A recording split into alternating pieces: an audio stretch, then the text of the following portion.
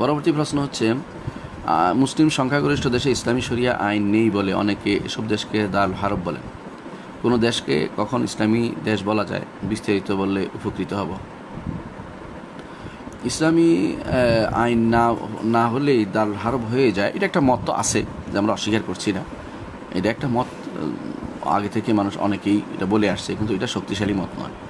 শক্তিশালী মত হচ্ছে ইসলামী দেশ, মুসলিম দেশ, ওইটা সংখ্যাগরিষ্ঠ দেশ যেখানে মানুষ মুসলিম, যেখানে আজান দেয়া যায়, যেখানে কোরবানি করা যায়, যেখানে সালাত পড়া যায় জামাতের সাথে, যেখানে মানুষ ঈদের নামাজ পড়া যায়, যেখানে এই বন্ধগুলি পাওয়া যায়, শুক্রবারের জামাত বন্ধ পাওয়া যায়, অর্থাৎ শুক্রবারের সালাতের জন্য সুযোগ পাওয়া যায় পরিপূর্ণভাবে, এগুলি হচ্ছে ইসলামী দেশ। ইসলামী আইন আসলে এমন, ইসলামী শরিয়া আইন জিনিসটা হচ্ছে একটা ব্যাপক জিনিস। এটা কোথাও সংকুচিত হয়, কোথাও বিস্তৃত হয়। তো আমাদের দেশে অনেক মানুষই শুধু ইসলামী শরিয়া আইনের বিষয়টা সরকার কর্তৃক পরিবর্তনের বিষয়টা নিয়ে চিন্তা করতেছেন। নিঃসন্দেহে সরকার কর্তৃক বা নিজেই ইসলামী আইন পরিবর্তন করবে, সেটা তার কুফরি দিকে, তার ইমান থেকে তার বের হয়ে যাওয়ার সম্ভাবনা অনেক বেশি বিভিন্ন কারণে।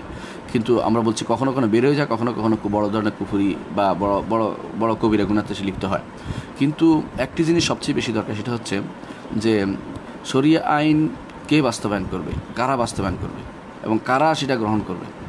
শরিয়া আইনের অনেক সাইড আছে যেগুলো ব্যক্তি নিজে পরিচালনা করতে পারে, নিজের পরিবারে চলতে পারে, নিজের সমাজে চলতে পারে, নিজের আশেপাশে যেখানে আত্মীয় স্বজনের মধ্যে সেটাকে বাস্তবায়ন করার চেষ্টা করতে পারে।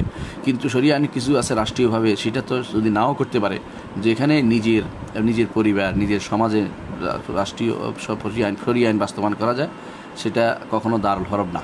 কিন্তু যেখানে এটাও করা যায় না, ধরেন আপনাকে সালাত আদায় করতে দিচ্ছে না, আপনাকে জামাত আজান দিতে দিচ্ছে না, আপনাকে জুমা এবং পড়তে দিচ্ছে না, আপনাকে ঈদের কোনো ব্যবস্থাপনা করছে না, আপনার জন্য কোনো রকমের দিনের ব্যাপারে কোনো ছাড় দিচ্ছে না, সেই সমস্ত দেশে ধীরে ধীরে এটা দারুল হরবে পরিণত হয়ে যায়। এতে কোনো সন্দেহ নাই। কিন্তু আপনি মুসলিম সংখ্যাগরিষ্ঠ দেশের মধ্যে এরকম অবস্থা খুব কমই আছে। এক সময় ছিল তুরস্ক, এখন তুরস্ক সেটা থেকে বেরিয়ে আসছে অনেকটাই। তারপরেও আপনি মুসলিম দেশগুলো যেমন আমাদের বাংলাদেশ বা পাকিস্তান বা সৌদি আরব বা এই জাতীয় মিশর বা এই জাতীয় রাষ্ট্রগুলোতে দিনের বিরুদ্ধে আসলে কিছু বলা হয় না খুব সরাসরি। হ্যাঁ, তারা যে সমস্ত আইন পাশ করে, অনেক ক্ষেত্রেই তারা দিন বিরোধী আইন পাশ করে না জানার কারণে, তাদেরকে সেটা জানিয়ে দিতে হবে এবং এর বিরুদ্ধে প্রয়োজনে কথা বলতে হবে, যে যেটুকু পারেন সেটুকু কথা বলা জরুরি, যে এটা জায়েজ নয় বা এটা শিরিক বা কুফর, এটা বলতে হবে। কিন্তু তাই বলে দারুল হরব হয়ে গেছে, এটা কিন্তু ঠিক নয়। একটা ইসলামী আইন রাষ্ট্রীয়ভাবে পরিচালিত নাই বলে সেটা দারুল হরব হয়ে গেছে, এই কথাটা ঠিক না। দারুল হরব হইলে কি, দারুল হরবের অনেকগুলো হুকুম আছে, সেটা আপনাকে বুঝতে হবে। দারুল হরব হলে আপনাকে হিজরত করতে হবে এবং দারুল হরব হবে আপনাকে সেখানে এই যুদ্ধের জন্য প্রস্তুতি থাকতে হবে আপনাকে।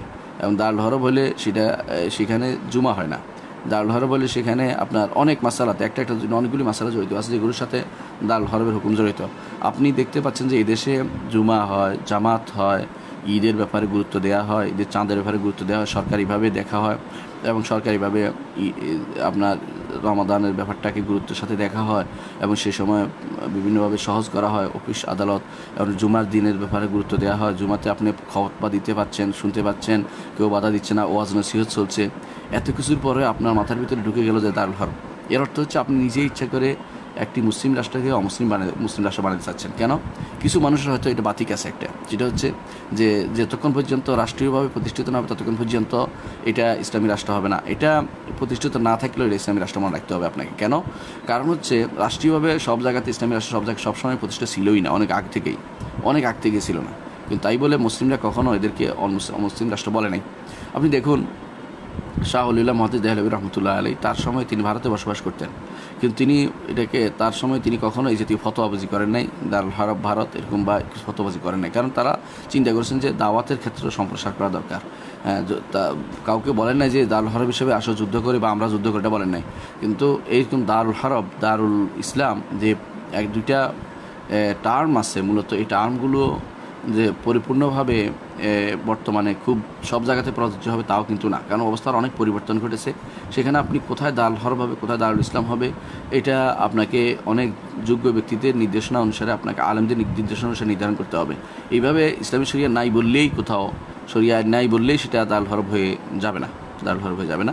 ইসলামী এটা একটা মত আছে, এই মতটি দুর্বল মত, বড় বিশুদ্ধ মত হচ্ছে যেগুলো আমরা বলেছি শাআইরুল ইসলাম ওয়াজ-জাহিরা, ইসলামের প্রকাশ্য যে সমস্ত শাআইর আছে, ইসলামের প্রকাশ্য যে সমস্ত নির্দেশনা আছে, যে সেগুলো যদি কোনো আদায় করা যায়, সেগুলোর ব্যাপারে সরকারিভাবে বাধা নিষেধ না দেওয়া হয়, তখন সেটাকে আর দারুল হরফ বলা হয় না।